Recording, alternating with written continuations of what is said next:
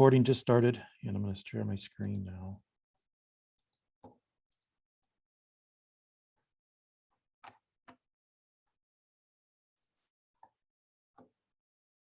Right, okay. Good morning. So we're going to take this modeling further and start talking about perspective even further.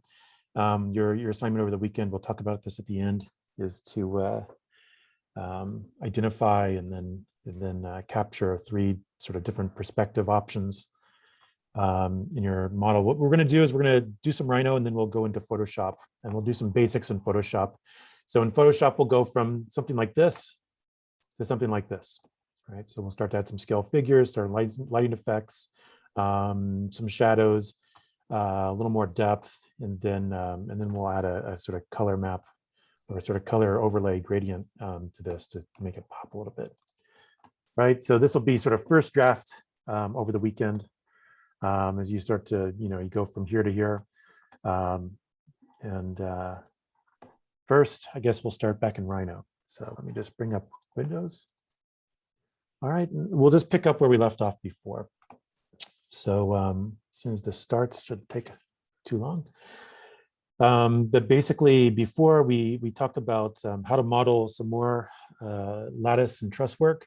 In this case, it's sort of vertical lattice that sort of slices through the space. So if you need to review that, I hope that went all right if you guys tried it at home and you're able to follow along with the video that was posted. But this is sort of where I'm leaving off here. So I'm just sort of going to, let me just set this to perspective here. Yeah, I'm just sort of moving my camera around and checking out the modeling I did. Of course, it looks like I'm on the outside of my model now. Let me just try to rotate this over, place myself on the inside here. All right, so let's talk a little more then, assuming that you got the modeling stuff done. And we'll start talking about, I think for real, starting to sort of frame this perspective. And so I'll situate my camera here in just a moment. And then we'll talk again, we'll just sort of go over a few of the sort of more important details about adding materials or shaders. We'll talk about render properties. We'll talk about adjusting the camera. We'll talk about sort of adjusting the frame, right? So in other words, we'll talk about all those sort of main ingredients that we need when we're talking about rendering in a CAD environment. And so first things first, let me just situate my camera. I'm just going to zoom in here just a bit. Try not to zoom in a little too much here. Just get myself in here. Ta-da! All right, and so I don't know where I'm looking at right now. I'm sort of still feel like I'm sort of on the outside looking in. I'm sort of floating in the middle of the air. I'm not really sort of on the floor or anything. All right, but I'm just going to quickly, quickly try to move myself around here. All right, so. First things first, you can see I've applied some shaders to these things. Again, just as a quick reminder, right? I'll do this right now. Again, in Rhino, I have my tools on the left-hand side, I have my viewport, in this case, a perspective. Viewport expanded so I can see it across my entire screen. I have this box over here where I have properties and layers. Another tab here with a rendered blue sphere is called render properties.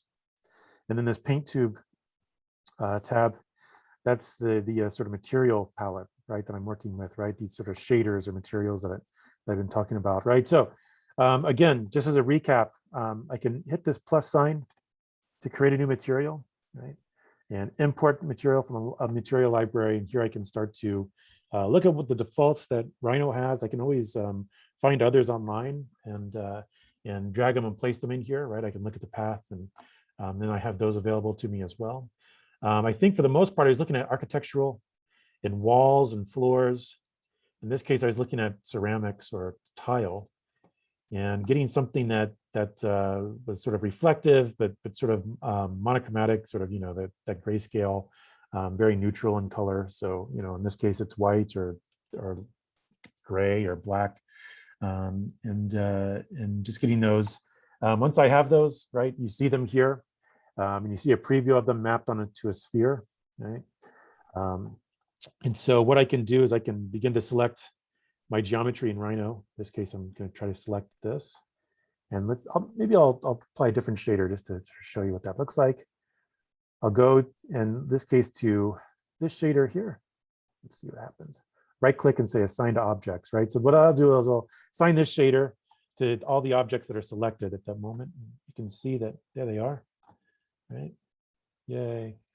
I think I just mixed it up. I applied the sort of floor shader to my sort of doubly curved shell wall here.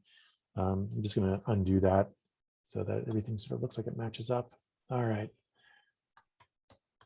I'll just deselect everything here. All right, great. So that's just a quick recap about shaders. And again, there's properties down here. Ideally, you don't have to mess with those too much. And in order to see these shaders, right now I have my viewport set to rendered. I'm just going to go ahead and set this to shaded really quickly, right? Rendered, what it'll do is it'll map all of these materials on, and then it'll also look at the light settings and the sun settings, and then bounce light around and all that stuff, right? If I just want this sort of quick shaded view, right, in order to sort of navigate around my model, I'm going to do that first. I'm going to maybe look at some specific sort of thinking about, okay, now here I want to find some really dynamic and immersive perspectives, right, in my viewport here. Okay, and so first things first, I'm going to go to perspective, right, my viewport label, right? I'm just going to right click on it and go to Viewport Properties. And I'm going to do a few things to my camera, right? So I'm going to look at the camera properties. So I'm in perspective mode. I'm right clicking or clicking this little pull down, right? So I get this menu under the perspective label. Like down at the very bottom, there's Viewport Properties, right? And when I click that, right, it gives me the Viewport Properties down here. One of those properties, or some of those properties, involve the camera. In other words, the sort of camera for the perspective that I'm looking through, right? And so this is really handy if you're a photographer or you have a DSLR, right? You know, sort of lens you have and the sort of zoom that you have on it to adjust the lens length, right? Right now, by default, Rhino adjusts the lens length to 50 millimeters. So a 50 millimeter camera lens is actually fairly zoomed in, and honestly, just about anybody that wants to look in perspective here is going to change that to a wider angle, right? In order to adjust this to a wider angle, we need to adjust this lens length to a smaller value, right? So 35 millimeter is a more common sort of lens length. The human eye, if you think about the sort of peripheral vision you have and the fact that it's binocular vision, has about a 28 millimeter view, but I'm just going to go really super wide angle. I'm going to go to like maybe 20 millimeter or maybe even 15 millimeter, right? In order to, again, see more within my viewport here, right? So I'm just going to sort of place myself in here, and I'll just adjust the lens length here. I've looked at this value and I've typed in a value, let's say 15. I'll change it back to 50 millimeter, right? And you can see that, which is what Rhino uses. You can see it's sort of zooming in, and it's a very sort of too selective of a view, right? And so I want to sort of set that back to a wider angle. I'll go to like a 20 millimeter or 15 millimeter in order to get a nice sort of wide angle shot here, right? So now I can start to see much more of the space in my viewport, which I think is very, very important. While I'm doing this, and I've just set my viewport to be on shaded mode or ghosted or X-ray or something like that, so I can sort of move things around, and Rhino isn't trying to render everything in real time for me, right? That makes this process a little lighter and a little faster, right? When you have all this geometry and then you're trying to bounce around all of the maps and materials and light, and then move things around, you know, all that stuff has to be recalculated in real time as your vantage point moves, your eyeball moves in relation to all the light sources and materials and geometries, right? So if we think about this for just a moment though, right, when we're talking about these sort of perspective views and rendering, right, we're talking about sort of simulating what our eyes would see, or what our cameras would see if we're taking a photograph, right? And so there's several things here. We've spent a lot of time building up some geometry here. I gave you some contextual geometry. You spanned the roof with some more complex structural geometry. Then you brought down a sort of secondary vertical structural system with this sort of lattice that sort of slices through the space here, right? And so we have our geometry set at this point. And then, you know, another thing to think about is sort of our eyeball, where we're situated, where we're standing, and thinking about, you know, again, this sort of frame as well, right? So all of those sort of issues that you do when you're, let's say, taking your camera, and whether it's your phone or whether it's a really expensive camera, and taking a nice snapshot, right? So first of all, where you're pointed, where you're standing, right? Your relationship to the geometry and the sort of setting that you're talking about. Sometimes you turn your camera upright, right? Portrait orientation. Sometimes you turn it horizontal or laterally, right? For a sort of landscape orientation, right? Sometimes you zoom in, sometimes you zoom out, right? Pinching or pulling, etc. Right? So in this case, I'm going to try to find 3 or so sort of really dynamic sort of views or places to sort of stand and sort of understand my geometry, right? And understand this sort of thing spatially, right? Sort of talk about this sort of really interesting and crazy dynamic architecture that we have built up in here. I'm just going to sort of move through this space and sort of, again, sort of zoom around and zoom in and out a couple different places. Maybe I really like, I don't know, let's see.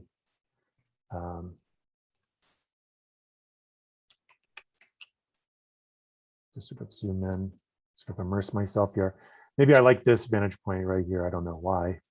It's not my favorite, but I'll pick it for just a moment.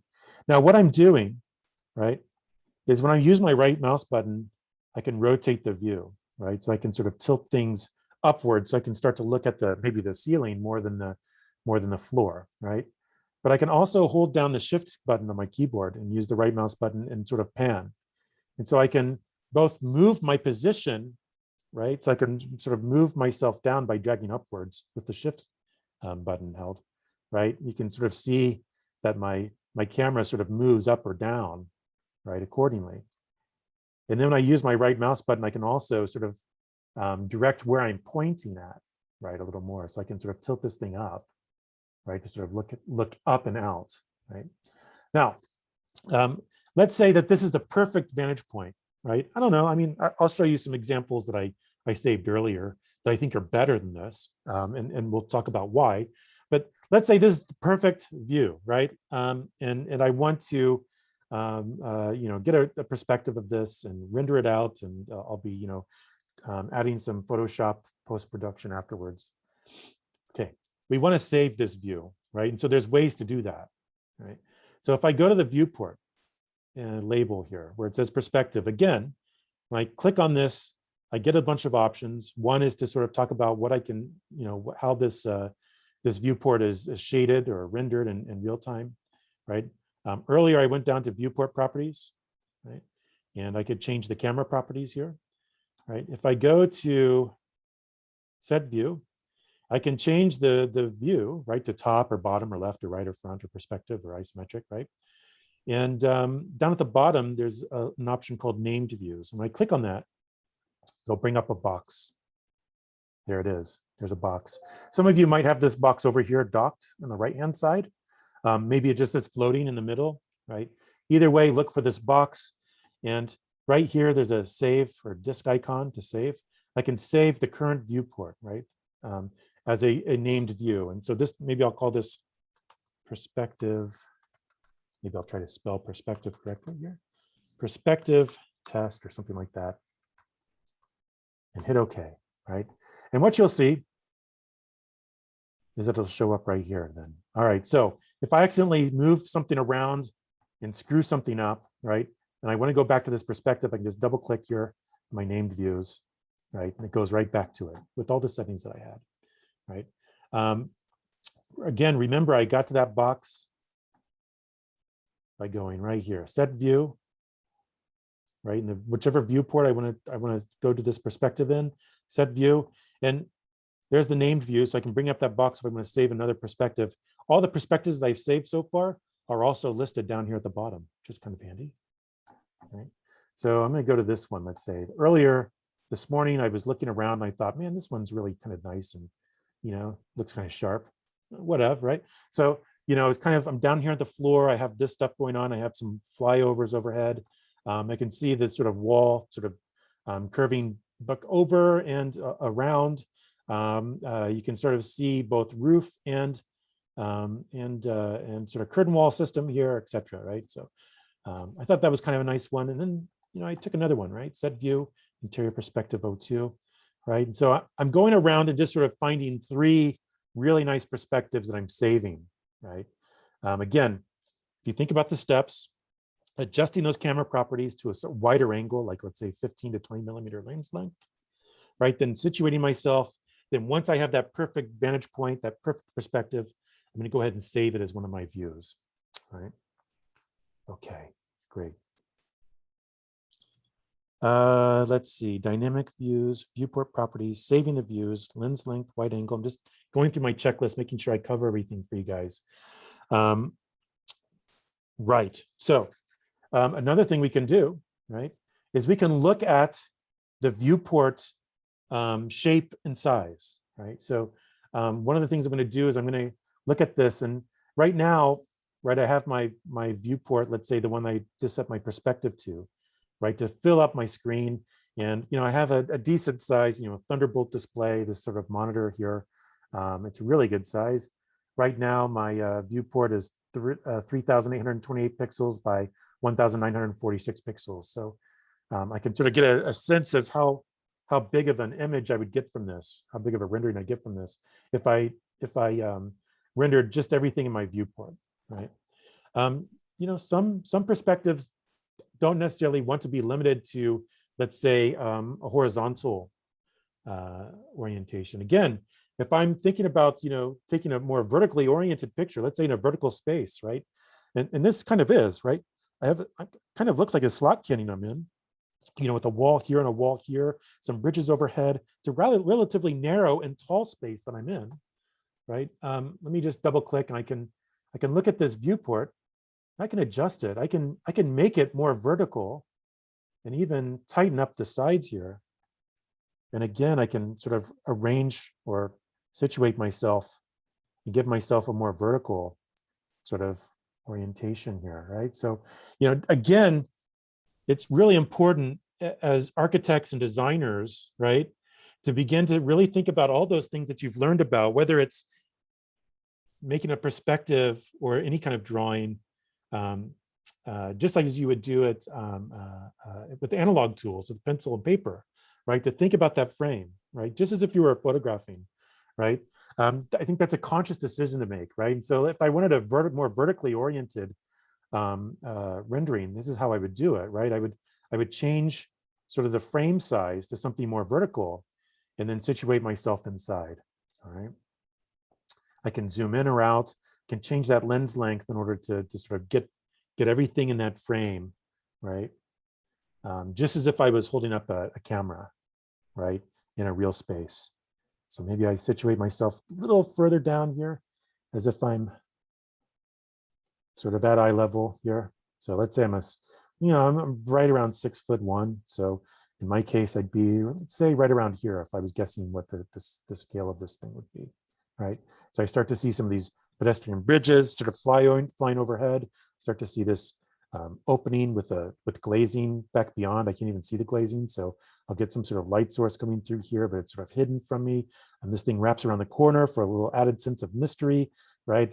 I get the wall sort of flying overhead. I get this a lot of sort of complexity with all this sort of structural steel and stuff like that, both overhead and next to me, right? Okay, so let's say this is a perfect view. I'm going to go ahead and again, I'm going to go to set view and I'm going to go to named views, right? Bring up that box. I'll go ahead and hit save. I'll call this interior perspective. I already have 01 and 02. I'll call this 03. Why not? Right? Sure. You can see, look at that. All right, perfect. Okay, right. Maybe you want a horizontal one. That's fine, right?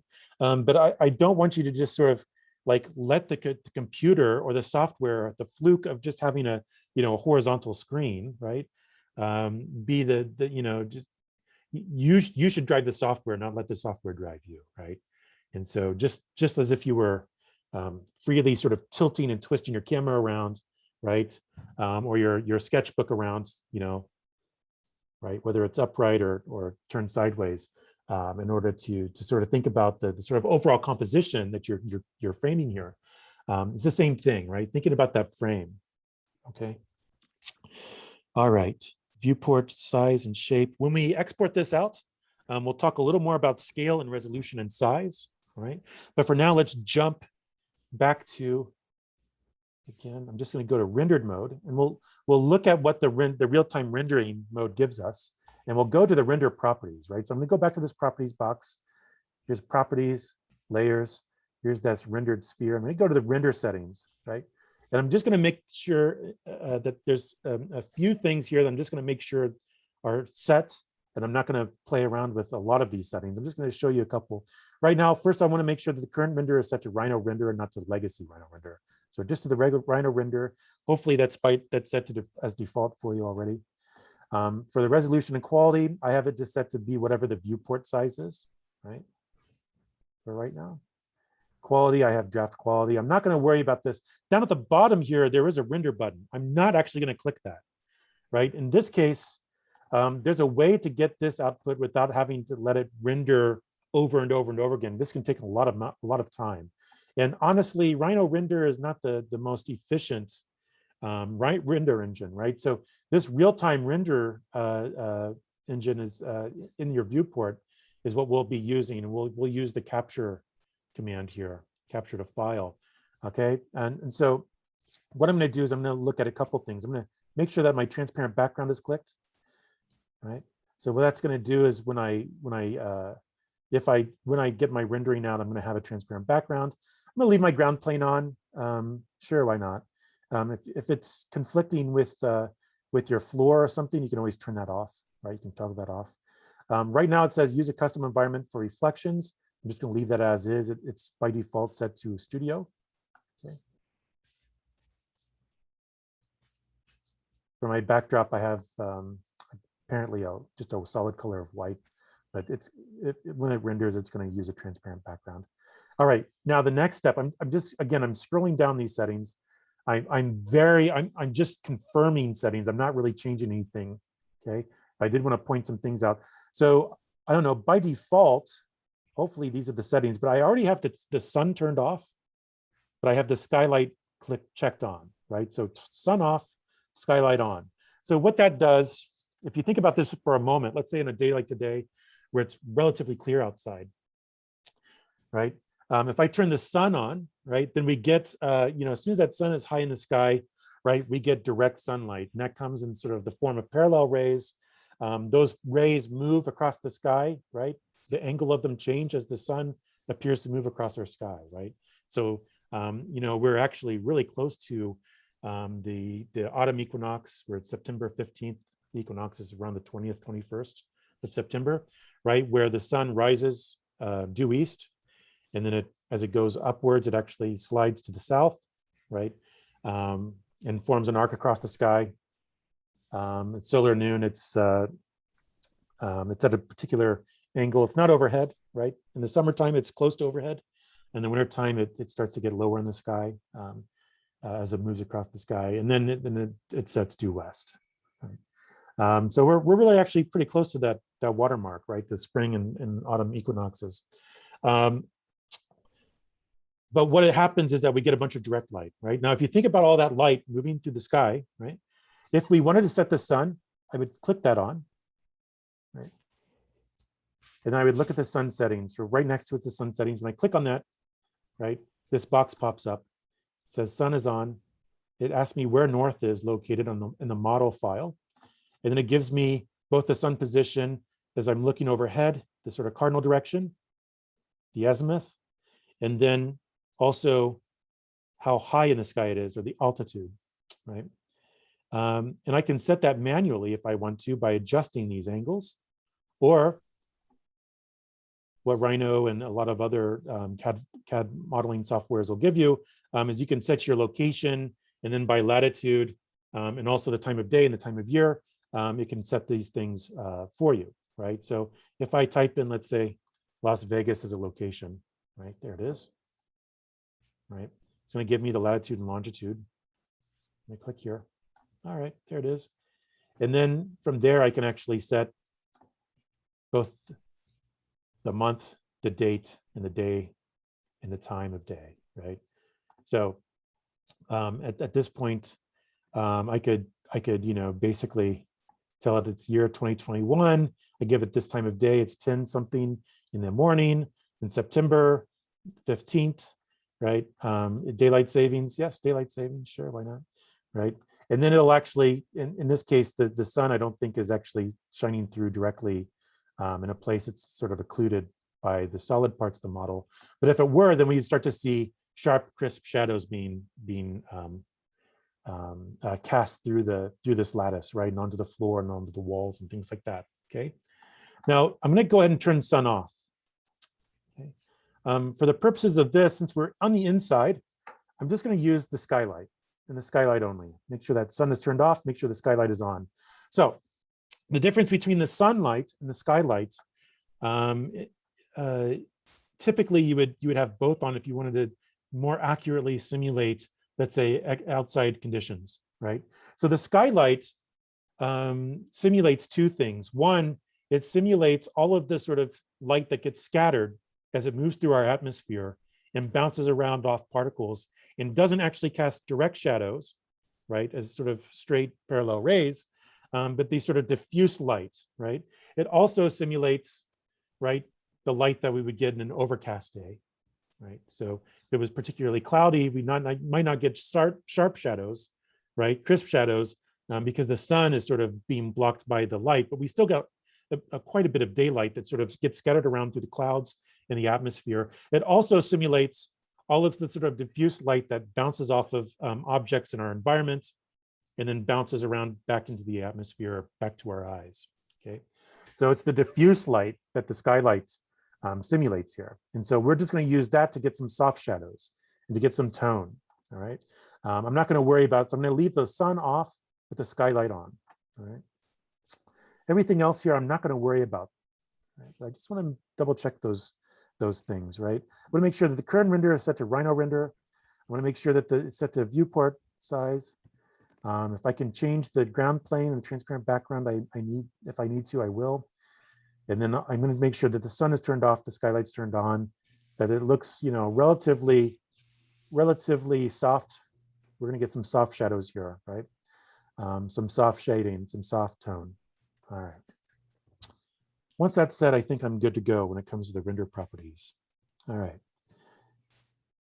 So I've thought about my camera. I've thought about the frame. I've thought about what I'm pointed at. I've made sure that the lighting is correct.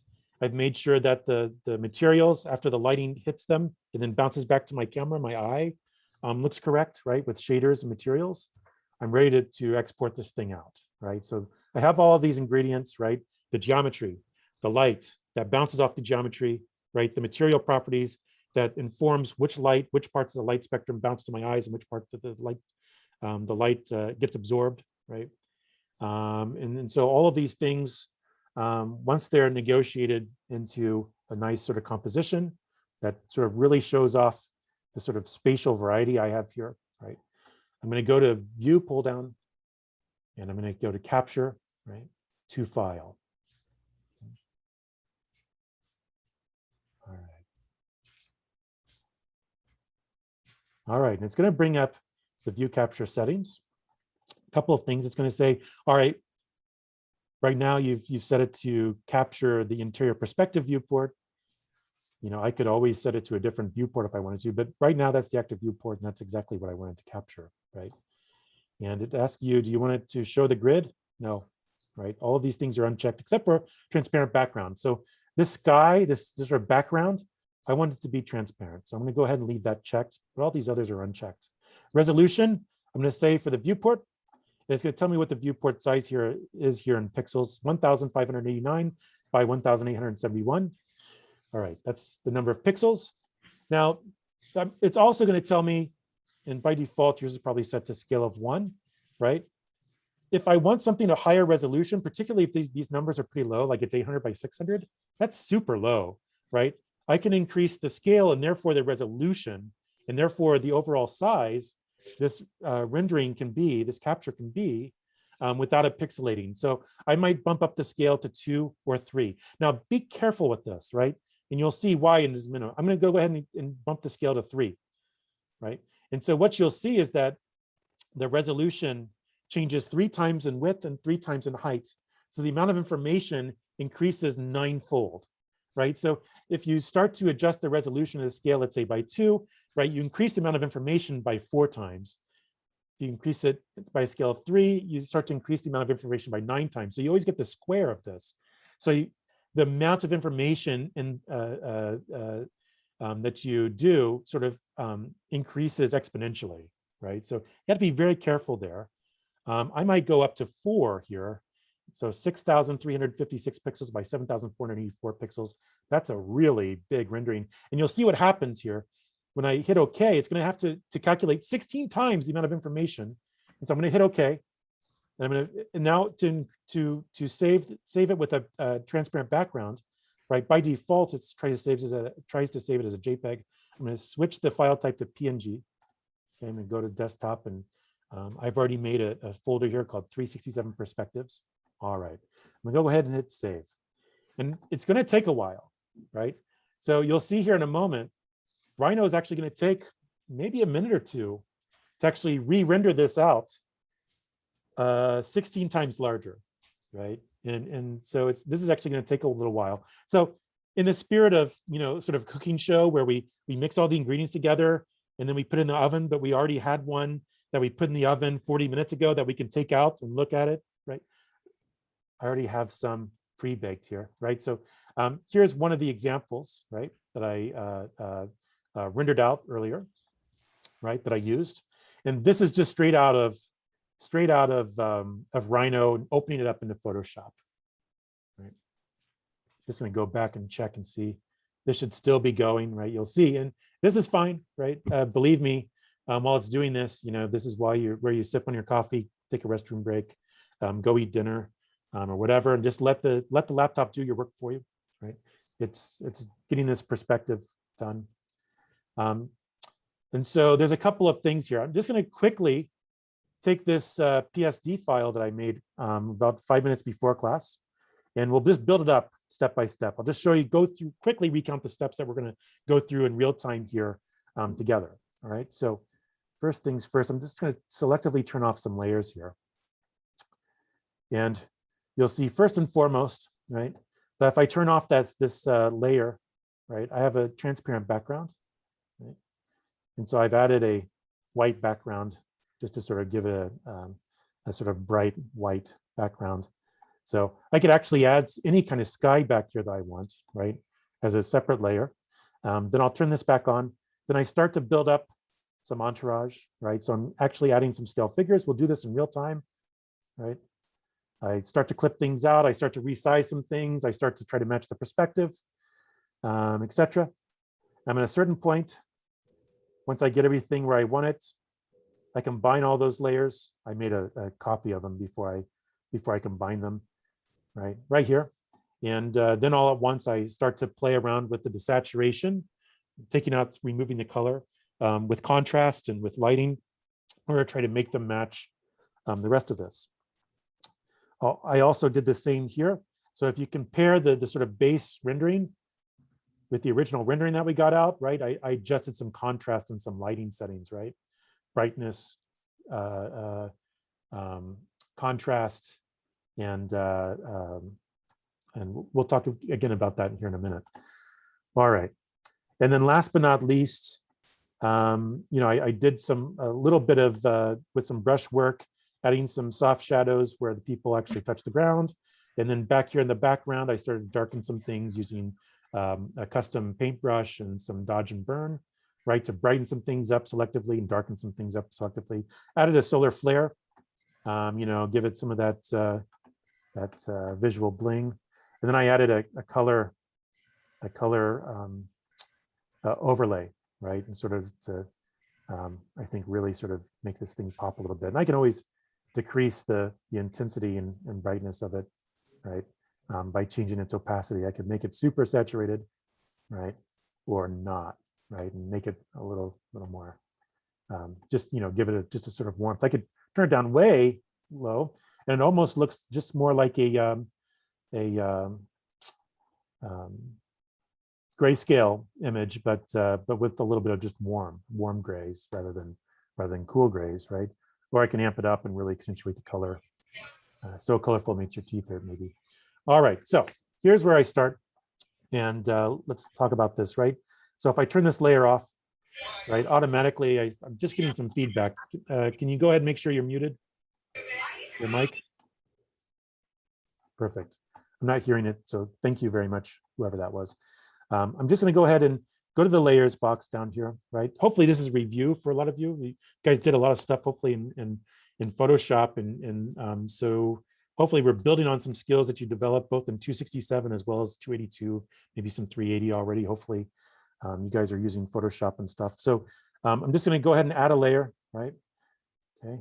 I can click and drag these layers. The order that these layers are in are sort of like the layers of trace paper, the order of layers of trace paper, right? So something that's above or up on top of something else in the layers box is, sort of above or below other layers, right? So I'm just going to click and drag this below, right? This is going to be my sky layer. I'm just going to right now give it, just go to this swatch. Give it a little bit of white here, use the paint bucket tool and just fill that in, right? Okay, I can turn this on, right? All these little places where I had, sort of open, transparent, theoretically sky is now white. I could always change that with a backdrop of an actual sky that I save.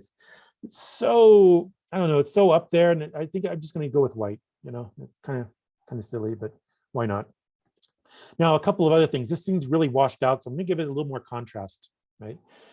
There's several different ways you could do this.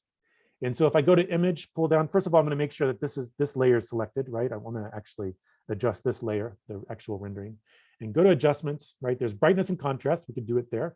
Levels, we could do it there. Curves, we could do it there. And exposure, we could do it there, right? I'll show you what each one does. So I'll bring up brightness and contrast. And here we have brightness and contrast. I could bring the brightness down. I could up the contrast, right? And I could, change it to brighter or darker.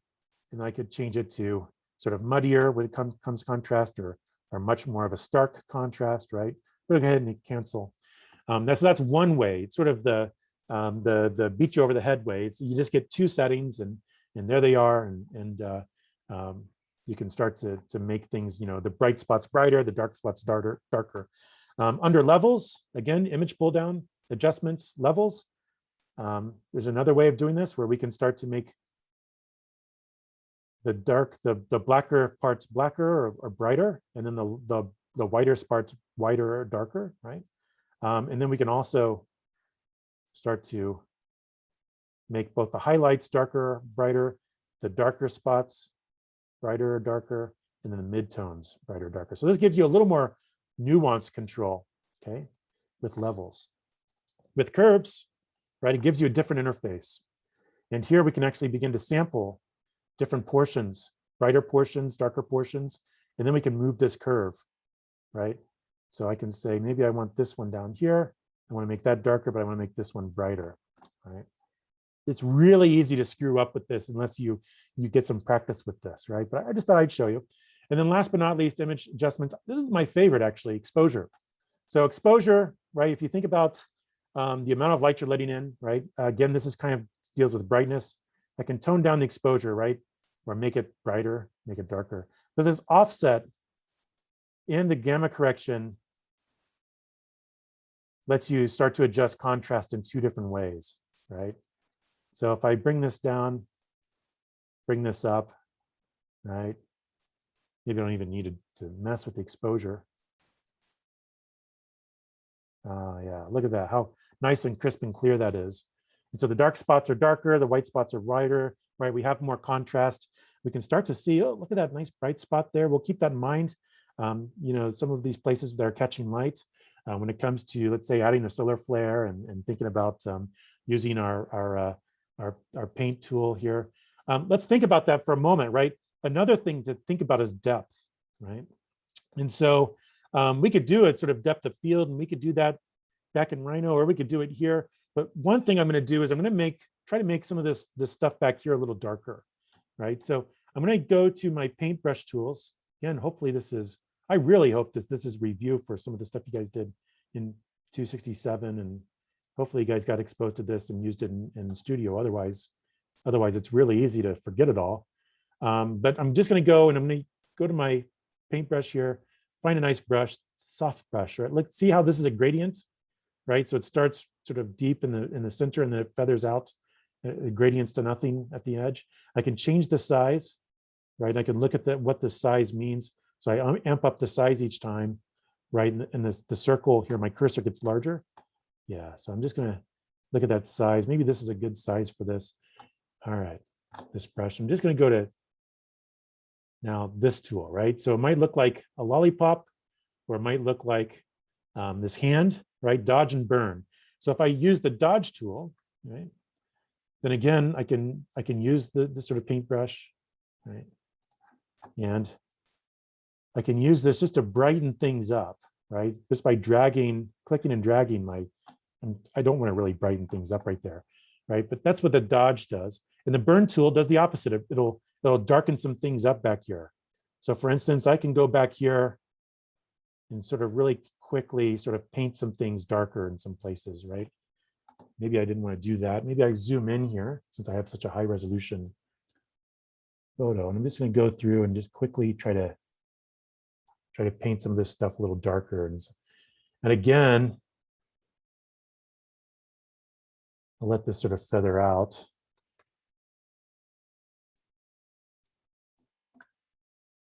Let's see here. And this is the hard part, right? Sometimes you just want to get a larger brush and you just go over it once, and that way you don't see any seams and you can just sort of, there, just do it all at one time, right? Again, we might just go over this, give it a little more shading along here, right? Maybe along this as well. All right, so just some quick nuance stuff. All right. Again, these are the basics, super basics, right? But I just want you guys to start these drafts over the weekend, right? So as we'll talk about. So the next step, let's give this some scale. Let's add some scale figures, right? I provided you guys a link and we'll talk about that in a minute, but the link basically sends you to Arch Daily, which is a good website for you guys to look at from time to time. This was a post where they gave 13 free sites that offer high quality two-dimensional people and objects for your architectural visualizations, which is great, right? So here's one, Escala Latina, Art Cutout, PNG, IMG, Skal Gubar, I don't know, maybe I'm butchering how someone pronounced that. I don't know where that word came from. Non-Scandinavia, Cutout Life, you know, there's a number of things here, and some of them have plants, some of them have more objects, some of them have people, you know, crowds, some of them have shadows, some of them have, you know, people from above or below if they're not at eye level, right, which can come in handy, cars, things like that, right? For today, I just picked non-Scandinavia. Let's see here, and I'll just show you where I went, right? So here we have, right, a series of people. These have been vectorized, right? I can go to the same ones, but they're silhouetted, or I can go to the same ones, but they're just the originals, right? So the original photos. Come on. There we go. So basically, I just went through and I started selecting a couple of these folks, right? And when I can right click and save them, right? They're PNG files. These white backgrounds are actually transparent backgrounds already, right? And so I'll just open these up and we can see, right? I went ahead and already saved a number of these, right? So I made a folder for my renderings. I made a folder inside with figures, right? Scale figures. And I'll just open these up, hit open, right? So I'm gonna open all these up. You can see we have the transparent background for each of these folks, right? These are just photographs somebody went and went ahead and took for us and then clipped out the background for us, which is nice, right? So for each of these folks, we can copy and paste them into our rendering. All right, so here it is, And I'm just going to quickly do this. And there's not going to be too much rhyme or reason to it at the beginning here. I'm just going to go ahead and select all. So the shortcut for this at home, if you're on a PC, is Control A, right? If you're on the Mac, it's Command A, right? If you're using the pull downs, or I can go to select and all, right? It's going to select the entire image, and then I can hit, so Command A or Control A, right? Then copy, so Control C or Command C, depending on which operating system you're using, right? And then I can go to my rendering. I can paste, right? Control V or Command V, right? There we go. So Command A, Command C, Command V, right? There she is. Ta-da! And I'm just going to go ahead and quickly copy and paste some of these folks in here, right? Same with this one. Command A, Command C, Command V. There we are. So when I say Command, I'm on the Mac side. If you're on the Windows side, it's Control, right? But again, Control A to select all, Control C to copy, Control V to paste. Get used to that. You'll use that a lot from now on for the entire rest of your life, if you don't already, right? Again, I hope you guys are using Photoshop a lot here. And this is, again, just rehashing 267 and stuff for you, right? So again, I'm just gonna look at, there's Mr. Cool. Nice shades. Just put them in here. Again, I'm not really worried about scale right now or their position. I'm just getting them in here, right? So maybe I'll stop here soon. Let me just, let's see, who else do we have? The guy's lame. Oh, you know what? No, here, I'll just, there's always somebody just sort of standing around looking at their phone. Yeah, that works. Yeah, and he's larger too. That's good. Good, good, good. All right. Try to get a little more gender balance here. What do we have? Yeah, we'll place her in here. Here we are. Hello. All right, she looks nice. All right, so again, I'm just, first and foremost, right? Let's assume that I'm situated where my camera was at. I was standing on the floor, right? So this perspective is taken at eye level, right? So if you think about this for just a moment, I'm just going to look at this.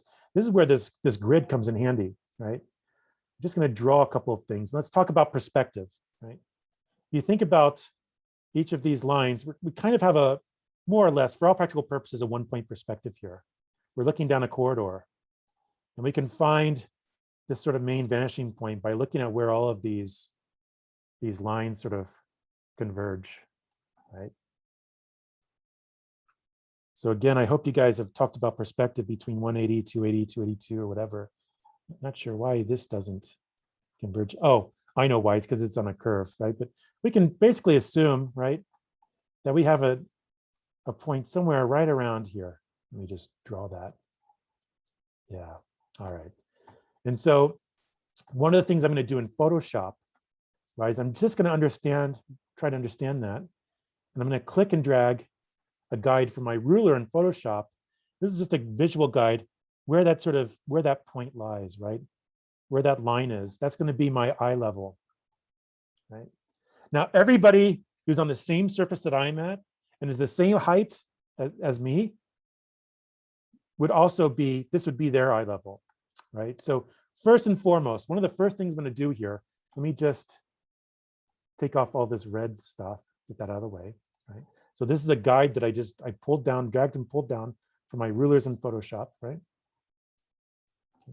In order to sort of establish eye level. I'm just going to go through and I'm going to take each of these people. I'm just going to move them up so that they're at eye level as well, right? So if you think about this, if everybody's, let's say everybody's in this sort of 5.5, 6+ foot range, whatever, right? You know, whatever the average is, you know, some people are taller, some people aren't, shorter. Right?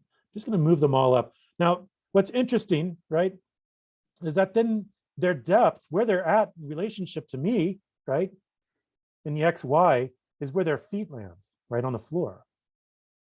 Okay, so let's think about this for just a moment. Let's place some people. Let's say we're going to maybe put some people I think up here, this person really matched the perspective up here. So I'm going to place her up here.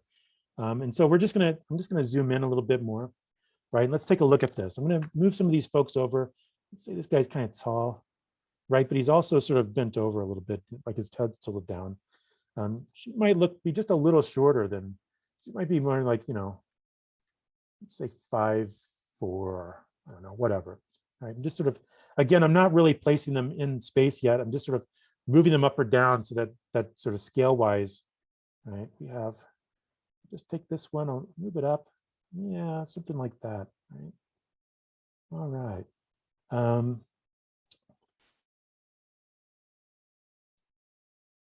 Put this person off to the side. Let's see here. Move this person over. Again, just sort of thinking, getting some people here and there and elsewhere. A little shorter. Again, just looking at this datum, right?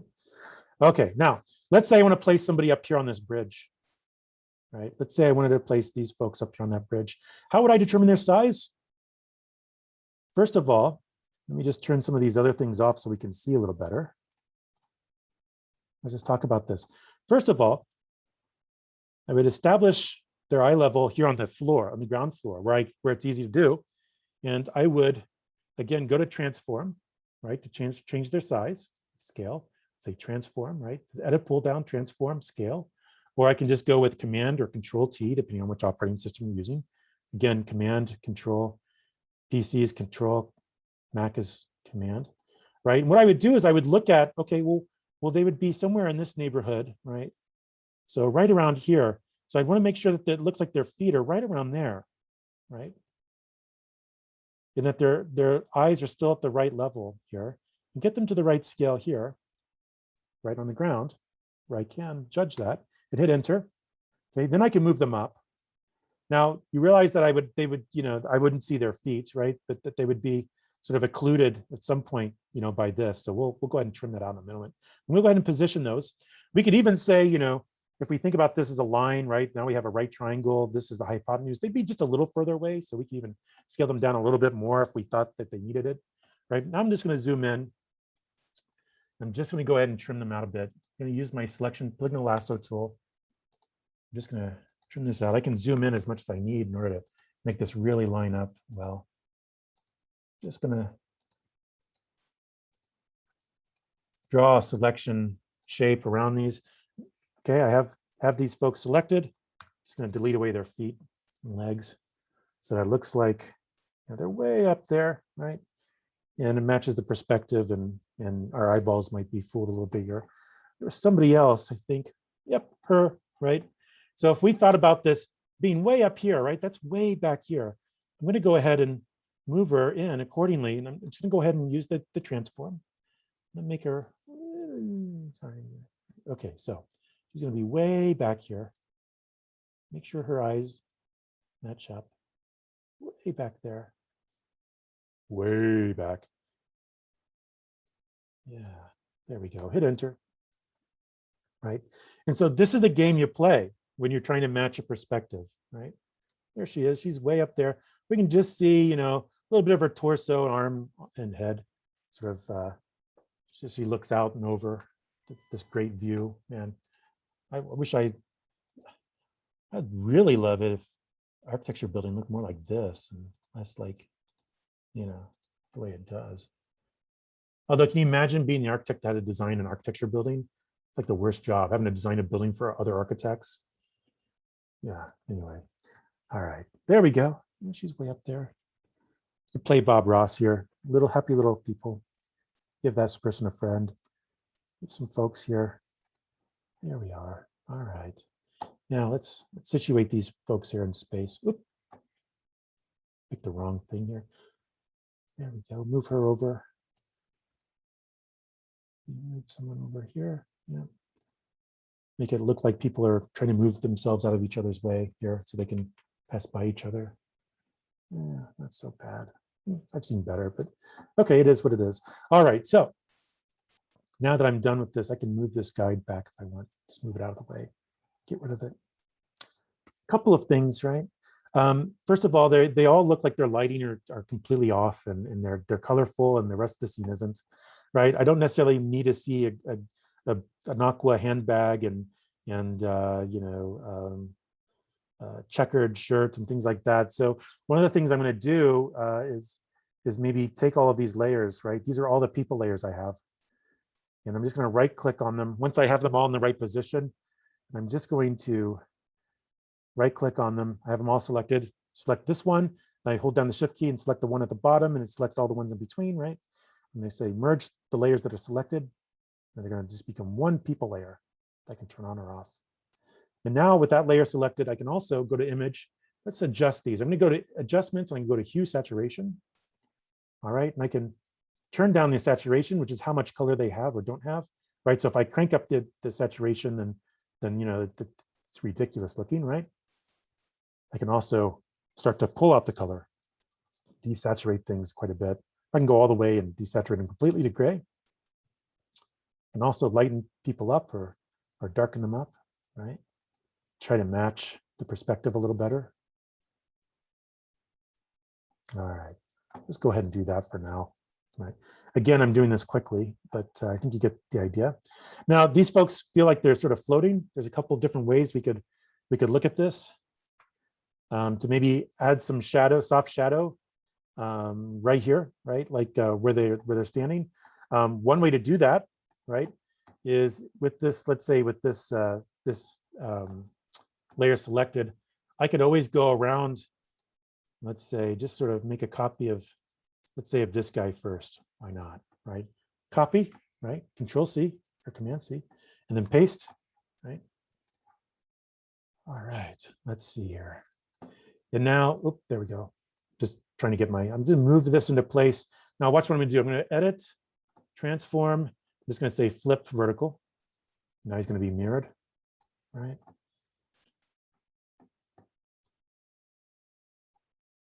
I'm just going to be hold down the shift key and just sort of stretch it a little bit down here.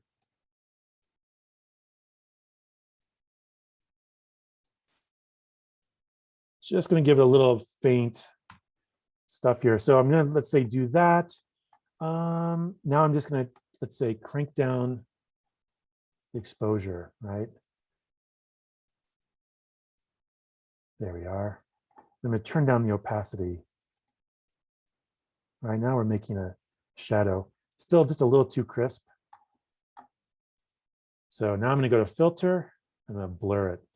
Maybe I'll give it a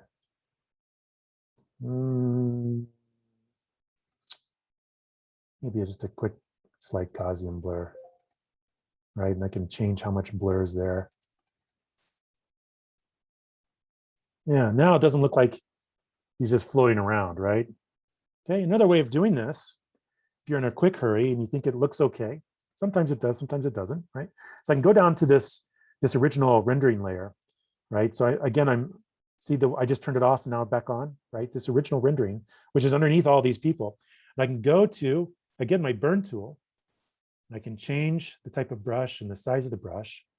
And I can begin to lightly paint. Oop, that's too much.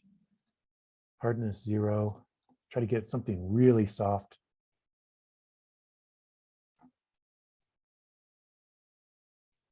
Right.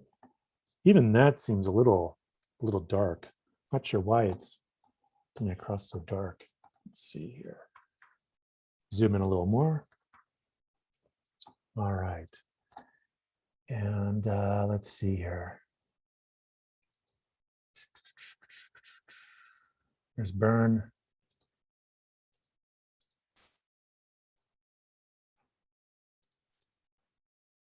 Try to sort of see what size my cursor is.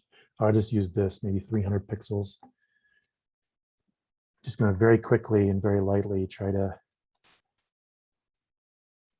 give some semblance here of, again, maybe add some softness back here, darken some things up back here, right? And once more, it seems like some of these folks are a little too bright. So if I make a selection around, let's say this person, I want to make sure I got the right layer selected here. So there's the people layer again. I can just take that, just this portion of that people layer, and I can go to exposure and I can crank this down. So I can say it'd be a little darker, not so bright back there, right?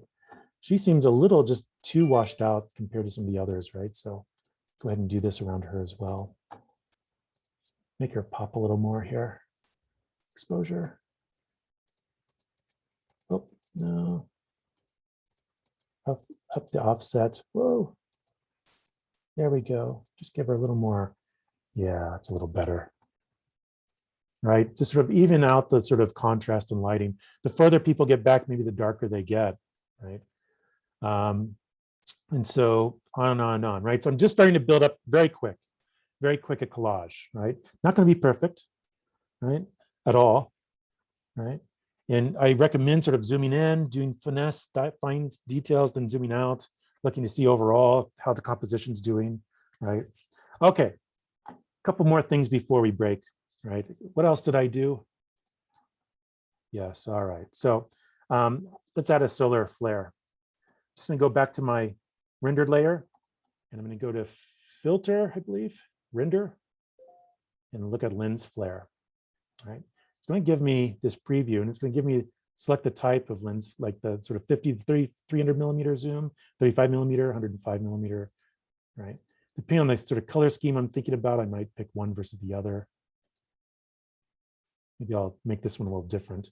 You can also place where that flare is coming through. So I'm thinking right around here, we can start to get a little bit of that sun coming in, and maybe make it look like it's sort of washing a bit across. There's a reason why we have some bright spots here, maybe. All right, so I'm going to hit OK. Oh, I'm going to undo that. I'm just going to move it over just a little bit. Filter, render, lens flare. Let me just look a little closer at this. Put it right up here, maybe. Oh, yeah. That looks good.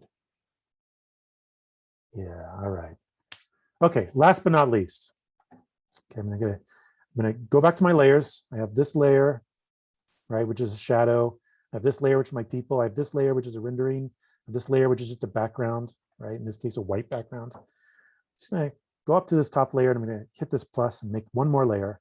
Again, you can double click on these layer 10 or layer 11 labels, and you can rename them. So I'm going to call this one color overlay, right? Just as a reminder to me. And this color overlay, you're going to look at this and go, what the hell is he doing? How is he going to? So I'm just going to go, before I do anything else, I'm just going to go to these swatches, right? And I'm just going to click on one, and I'm just going to adjust this. And, I picked a sort of analogous colors, two colors that are adjacent to each other in the color wheel, orange and yellow for the last one. Maybe this time I'll pick blue and a violet or something like that, right? So maybe I'll pick this blue. I'm just going to go to this paintbrush and make sure it's soft and feathered. I'm going to make it ridiculously large. Yeah, I'm just going to paint. Yeah, let's see, something like that. Now I'm just I'll use the same paintbrush, but I'm going to change the coloration, right? Maybe I'll get a nice violet here.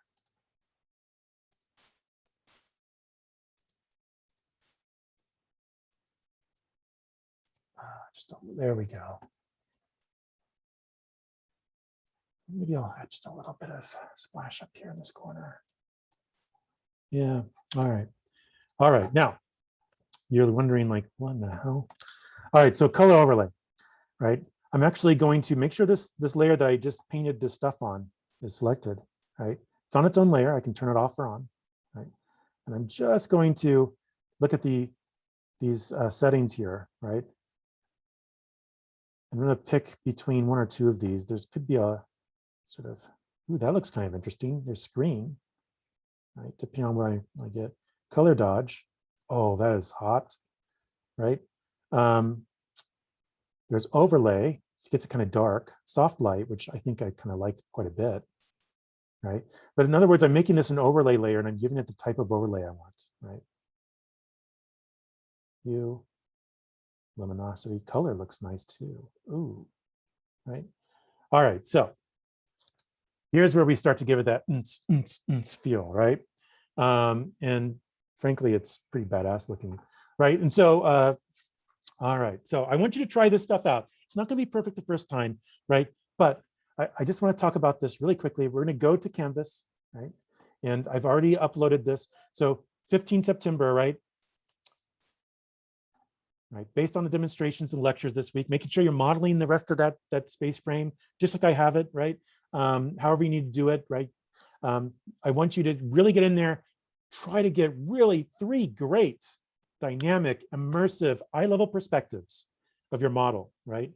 You're going to situate your camera. You're going to look at the camera settings, the lens length settings, change all of that stuff. Look at the frame size and shape, right? And you're going to save those perspectives, save views. Then you're going to go back and you're going to look at your render settings. You're going to look at your shaders, right? All the things that we demonstrated. You're going to put it together, right? And capture 3 PNGs, one of each, right? One of each of these perspectives as sort of first draft perspectives, right? So we're going to look at both the compositions that you create next week, as well as then your first stabs at doing some cool stuff with them in Photoshop, right? Thinking about these step by steps, right? Adjusting that contrast and the lighting, maybe adding a little bit of more tone with the dodge and burn tools if you need to. Again, you got to be careful with that. So I recommend sort of iteratively saving, so you can always go back if you screw something up, right? Okay. And at the same time, then adding some scale figures, right? I gave you this link to the Arch Daily. So there's lots of different links you can click on in order to sort of find human beings. I don't care if they're silhouettes or if they're photographic, they sort of look photographically real like mine, right? But be consistent, right? Just be consistent with them. And then be sure to add brightness, contrast, saturation, adjust those things. Try to make it look real, right? Try to make it look like, this doesn't look real, right? But there's an idea here about how to make a collage, right? That begins to give it atmospherics, right? And again, if this color overlay is maybe a little too overpowering, right? You can always turn down the opacity of that layer.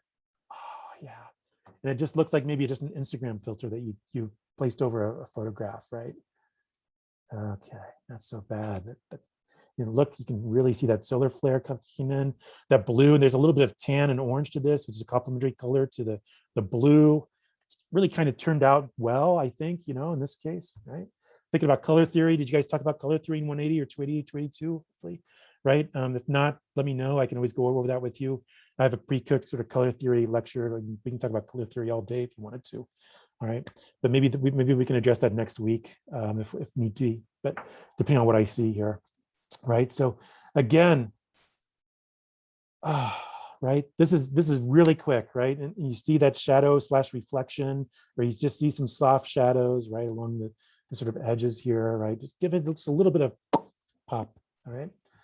So that's here. So if you go to the modules again, right, I went to the 15th September, right? There's a link to the assignment. The assignment's also posted in the modules right below this page, right? So you can see I try to like sort of direct you to the right assignment here on this page. But you know, again, when it comes to as you save this in Photoshop, you know, you'll preserve all these layers. You'll save it as a PSD file, a Photoshop document file. When you're ready to sort of submit this, save a version out as a JPEG or a PNG that you can upload to Canvas, right? For each of these 3 perspectives that you're working on over the weekend. Okay. All right. So I try to give you the instructions here. You know, you'll bring out a PNG from 3 PNGs from Rhino. You'll bring them into Photoshop. As you do things in Photoshop, you'll save them. As you start to add layers in, you'll have to save them as PSD files in Photoshop, right? When you have something that you're ready to submit, each one of these you'll save out of version, a static version, a flattened version as a JPEG that you can then upload to Canvas, right? And go to the assignment and do it. And then today's lecture, as soon as the recording, as soon as class is over and I can get that up and posted, it'll be posted underneath. Okay, so everything's sort of done and ready, and hopefully here for you to sort of work on, crank over between now and next Monday, right? Here's the assignment that points to. It probably looks a little different for you because this is not the student view, but essentially it's the same instructions, right? Okay, great. Again, you can take a look at these. You start building up your own library, right? I highly recommend maybe making a directory of people that you download, trees that you download, other entourage that you download, right? Especially if it works well, you start to build up your own library because you're always using these for studios, for, just about anything you do and everything you use Photoshop with. And trust me, right? oftentimes when it comes to placing vegetation and people and lots of other things in here, you usually do that, build it up as usually build it up as a collage in Photoshop. And so, again, just sort of building that library as you start to download these things, just make a directory in your documents or wherever you save critical things to that gets backed up from time to time, right? And you can even begin to keep things labeled correctly, or within, let's say, a sort of entourage folder, you put like scale figures or silhouettes versus trees, or or whatever, right? And so I recommend developing those good habits, engendering those good habits now, right? The more you practice those, the more they become second nature. But file management is always a good thing. When it comes to this, file management and building up your own library that you can continue to recycle and reuse over and over again whenever you need to, right? So you don't have to keep going and Googling these things in your web browser all the time, but you have a sort of go-to library of people and silhouettes and things like that here. Okay, so I just highly recommend that you get in the habit of doing that, right? As you save these things, that you put them in the right place, right? And that way you can start, ground cover, like fountain grasses, trees, mounding plants, again, different types of humans, right? You can always sort of categorize these things, right? Cars, automobiles, vehicles, right? You can have an airplane going through the sky, hot air balloons, birds flying through the sky, right? We don't really see a sky through here. Probably don't want to put birds inside your building, but you get the idea, right? Okay, great. So I'm going to stop sharing, stop recording.